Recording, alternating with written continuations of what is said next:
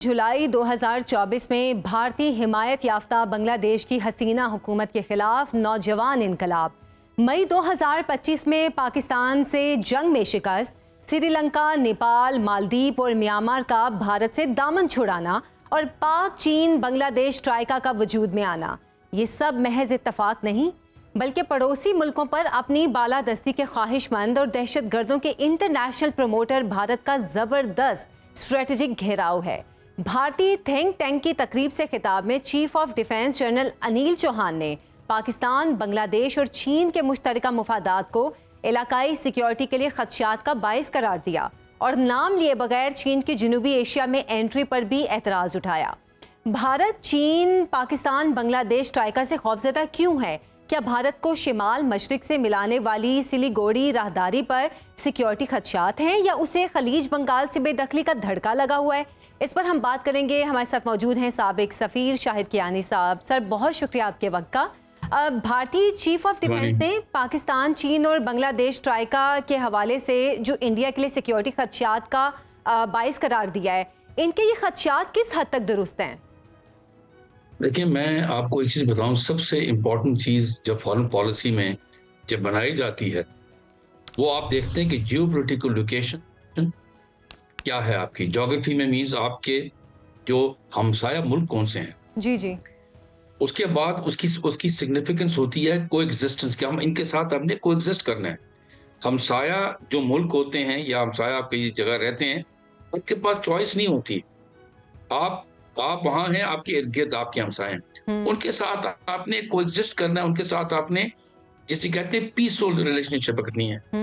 ब्रादराना ताल्लुकात तो होते ही नहीं है, ये पता नहीं किसने ये बनाया, होते नहीं है। अब अपनी नेशनल इंटरेस्ट में करते हैं। अब आप हिंदुस्तान का देख लें, मैं इस पर आऊंगा, पहले आपको बैकग्राउंड दूं। हिंदुस्तान का 47 से लेके आज तक जो हमसाया मुल्क हैं, इसमें सिक्किम है, सॉरी भूटान है, नेपाल है, मालदीव है, बांग्लादेश है, फिर पाकिस्तान ला लें, चीन है।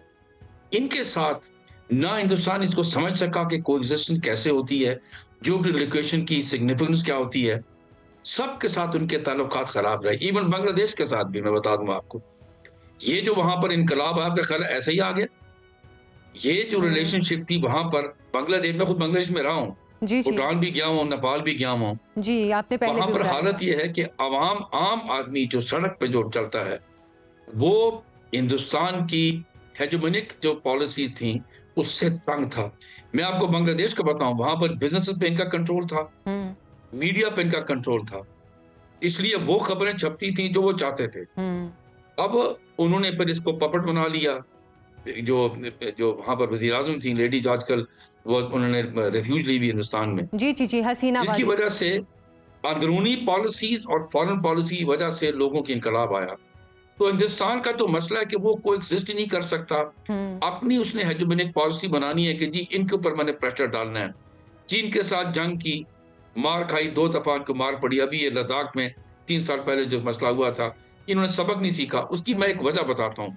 जी जी। पाकिस्तान ने जो अपनी चीन के साथ 1963 अप्रैल में जो बॉर्डर की एग्रीमेंट की, उससे एक रिलेशनशिप ऑफ ट्रस्ट डेवलप हुई। हिंदुस्तान का तो वहां से झगड़ा आज तक वो ठीक नहीं कर सके।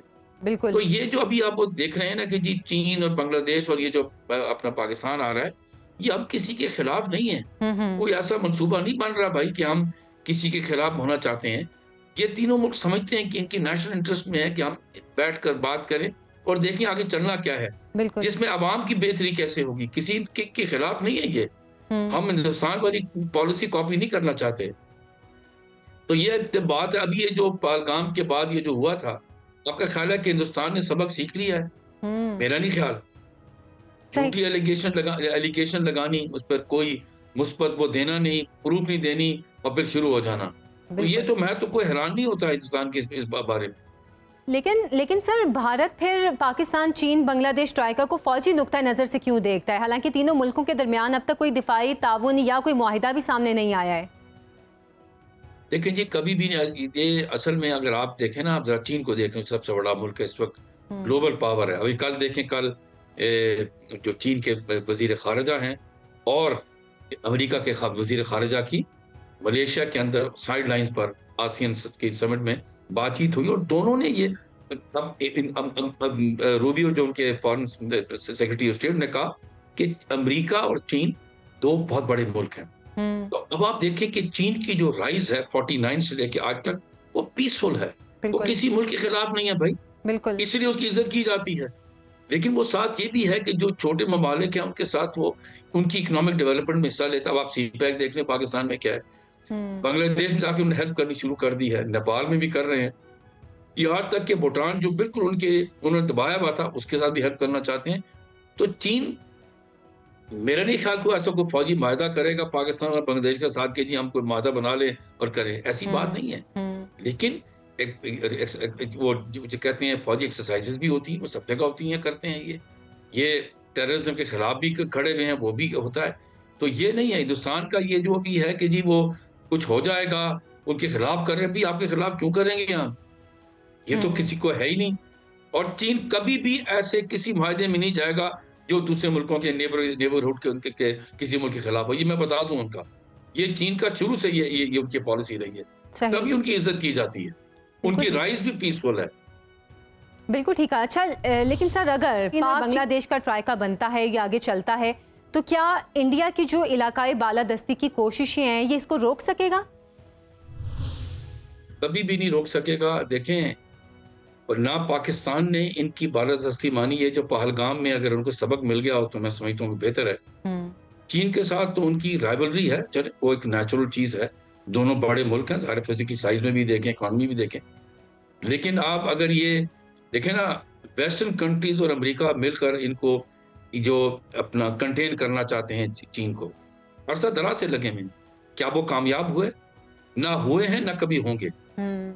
इसी वजह से अगर आप देखें तो थोड़ी सी मैं आपको देखूं, रूस जो है, जो उनके साथ अरसा दराज से इनकी दोस्ती थी, उसके अंदर भी एक वो आ रहा है कि यार ये हम किसके साथ दोस्ती कर ली हमने, हिंदुस्तान के साथ, जो अमेरिका के साथ मिलकर कंटेन करना चाहता है। आपको पता है कि रशिया और अमेरिका के आपस में राइवलरी भी है। तो ये चीजें जो है ये कभी देर चलती नहीं है। अगर मैं समझता हूँ कि अब ये इस पहलगाम के बाद ये जो नैरेटिव थी ना, इसे कहते हैं बैटल ऑफ नैरेटिव्स, कि जी जो हमने कहा और उन्होंने कहा, किसकी मानी गई? हमारी मानी गई कि हमने सच्चाई पर बेस थी। तो अभी ये मैं आपको बता दूं कि इसके बाद क्या हुआ है, सारी दुनिया ने देखा, इंडिया इन जनरल और मोदी साहब इन पर्टिकुलर की जो इमेज है वो डैमेज हुई है। तो अगर इसमें इसी तरह रास्ते में चलते रहेंगे, कोर्स करेक्शन नहीं करेंगे, तो फिर इमेज जो है वो डैमेज रहेगी। और मैं तो ये भी आके देख रहा हूँ, बता रहा हूँ मैं आपको, अगले साल तक सेल तक बीजेपी पार्टी खुद ही मोदी साहब की को फारग कर देगी इसमें से, क्योंकि अगली इलेक्शन में अगर ये साथ गए तो इस पार्टी ने तो इलेक्शन नहीं जीतनी। अच्छा, सही।